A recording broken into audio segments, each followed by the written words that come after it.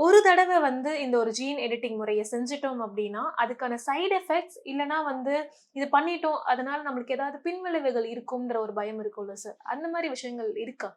மருத்துவத்துறை பொறுத்தளவுக்கு எல்லா ட்ரீட்மெண்ட், எல்லா தெரப்பிகளுக்குமே வந்து அதுக்குண்டான ஒரு அட்வர்ஸ் எஃபெக்ட்ஸ் வந்து பின் ம். விளைவுகள் இருக்கத்தான் செய்யும். ம். இதுல வந்து எஸ்பெஷலி இது வந்து ஜீன் எடிட்டிங் சம்பந்தப்பட்டதுனால இதோடைய பின் விளைவுகள் வந்து ரொம்ப வீரியமாகவே இருக்கலான்ற மாரி இருந்தாலும் கூட, ம். இது ரொம்ப நுட்பமான ஒரு தொழில்நுட்பத்துல வந்து இந்த இத அவங்க அணுகுறாங்க. ஓகே. ஆராய்ச்சி லெவல்ல தான் இருக்கு இது. ம். ரொம்ப நுட்பமா அணுகப்படுறதுனால இது என்னன்னா, ப்ரிசைஸா போயி அந்த Cas9 ஜீன் போய் எக்ஸாக்ட்டா அந்த PCSK9 மட்டும் அது அழிக்கிறதுனால, பெரிய லெவல்ல வந்து எதுவும் சைட் எஃபெக்ட்ஸ் வந்து இருக்காது. இதுவரைக்கும் கண்டறியப்படல. ஓகே. இதுவரைக்கும் கிளினிக்கல் ட்ரையல்ஸ்ல ஆராய்ச்சிகள்ல இருக்கிற இந்த நேரத்துல நான் சொல்றேன். ம்.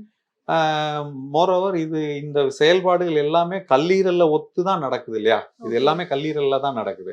ஸோ அதனால கல்லீரல் வந்து இதுடைய அதோடைய தாக்கத்த அதுதான் நெறைய வாங்கிக்கிறது. ம். அதனால வந்து சில நேரங்கள்ல கல்லீரல்ல சில அழற்சி மாரியான இதுகள் ஏற்படலாம்.